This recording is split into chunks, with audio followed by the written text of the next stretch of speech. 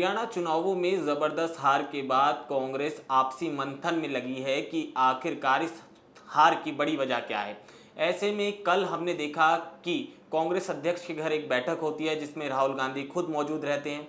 इसके साथ ही हरियाणा से जुड़े हुए नेताओं को भी इस बैठक में बुलाया जाता है। अजय माकन हमें इस बैठक में दिखाई देते हैं। इसके साथ ही अशोक गहलोत जो राजस्थान के पूर्व मुख्यमंत्री हैं वो हमें दिखाई देते हैं। दीपक बावरिया जो प्रभारी हैं कांग्रेस के हरियाणा के, वो हमें दिखाई देते हैं। इसके साथ ही कुछ लोग और मौजूद होते हैं। मगर सबसे बड़ी बात जो निकलकर सामने आती है, जो सबसे बड़ा चेहरा हरियाणा चुनावों में कांग्रेस का था, वो इस पूरी बैठक से नदारद दिखता है और वो थे भूपेंद्र सिंह हुड्डा। हुड्डा के साथ साथ जो अध्यक्ष कांग्रेस हरियाणा के हैं उदय भान, वो भी इस बैठक में नहीं पहुंचते।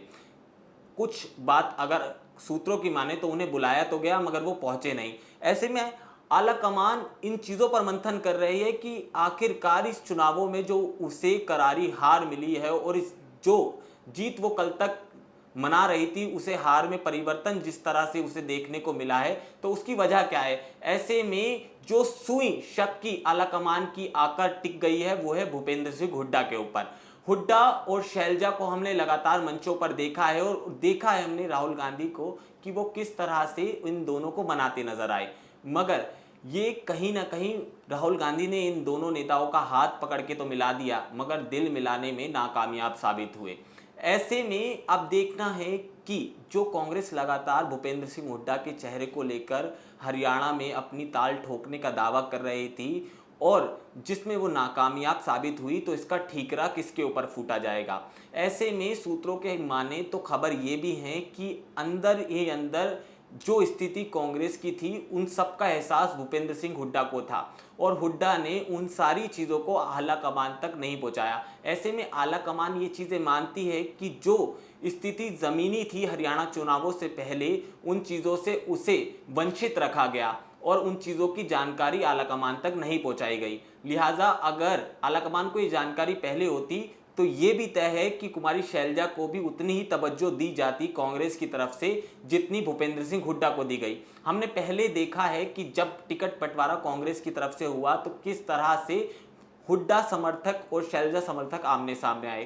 कहते हैं कि ये चीज़ भी हरियाणा में कांग्रेस को लेकर मरी है और जो नतीजे आए हैं उसका सबसे बड़ा कारण यही है।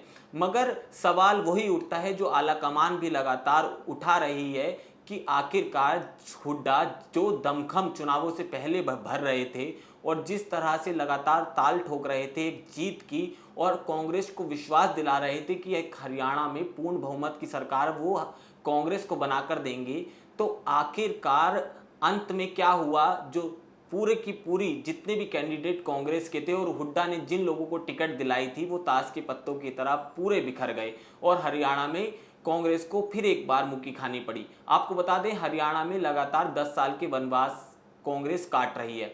ऐसे में उसकी उम्मीदें थी कि वो इस बार अपनी सरकार बना ले जाएगी।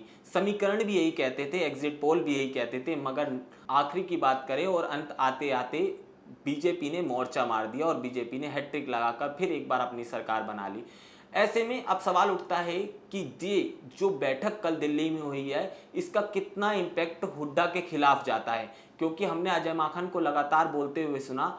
उनकी ऑफिशियल बाइट अगर सुनेंगे आप तो उसमें वो साफ तौर से कहेंगे कि गुटबाजी एक बड़ी वजह रही है। इसके साथ ही हम ओबीसी समाज के एक बड़े नेता जो कांग्रेस से आते हैं उनकी कैप्टन अजय यादव को सुने तो उन्होंने भी कहा है कि कांग्रेस में हमें कोई तवज्जो नहीं दे रहा।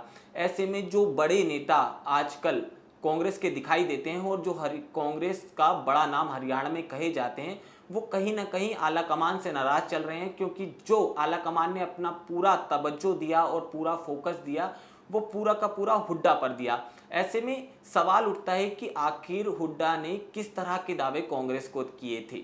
एक टीम बनाई गई है कांग्रेस की तरफ से जो इस पूरे जो घटनाक्रम हुआ है इसे बड़े जानकारी के साथ और जानकारी जुटाकर और बहुत क्लोजली ऑब्जर्व करेगी। ऐसे में देखना होगा ये समीकरण हुड्डा के कितने खिलाफ जाते हैं। मौजूदा समय में हुड्डा की बात करें तो हुड्डा चुनाव जीत गए हैं और उनके बेटे दीपेंद्र सिंह हुड्डा रोहतक से सांसद भी हैं। मगर हुड्डा के जो समर्थक थे वो लगातार दावा कर रहे थे कि आने वाले समय में जो भावी मुख्यमंत्री होंगे वो दीपेंद्र सिंह हुड्डा होंगे। उधर शैलजा के समर्थक दावा कर रहे थे शैलजा मुख्यमंत्री एक दलित चेहरा के रूप में बड़ी ज़बरदस्त तरह से निभा पाएंगी। पर इन सब से इतर बीजेपी ने मोर्चा खोल दिया और अपनी सरकार बना ले गई। अब एक सवाल ये भी उठता है कि आने वाले समय में कांग्रेस इन सब चीज़ों से क्या सीखती है और राहुल गांधी इस पर क्या एक्शन लेते हैं। वो इस गुटबाजी से नाराज हैं। मंचों पर भी हमने देखा कि जिस तरह से उन्होंने हाथ हुड्डा और शैलजा का मिलाया था, उसके बाद दिल नहीं मिला, तो इस बात से भी राहुल गांधी हताहत हैं, क्योंकि सीनियर लीडर जितने भी कांग्रेस के हैं उन सब ने इन हरियाणा चुनावों में अपनी जान फूकी थी और पूरी कोशिश की थी कि हुड्डा और शैलजा की ये दूरियों को मिटा दें। अगर ये दूरियां मिटती तो कांग्रेस की सरकार हमें बनती दिख भी सकती थी, मगर ये सब कयास हैं और अब मात्र कयास ही लगाए जा सकते हैं। मगर हाँ, देखना यह है कि हुड्डा पर क्या बड़ा एक्शन होता है, क्योंकि अगर बॉडी लैंग्वेज की बात करें बड़े नेताओं की, और उस बैठक से जो नेता निकले उनकी बॉडी लैंग्वेज देखकर और उनके बयान सुनकर तो यही लगता है कि भूपेंद्र सिंह हुड्डा पर कांग्रेस की तरफ से एक बड़ा एक्शन कुछ ही दिनों में हमें देखने को मिलेगा। आपको हमारी ये वीडियो कैसी लगी आप हमें कमेंट बॉक्स में ज़रूर बता सकते हैं। नमस्कार।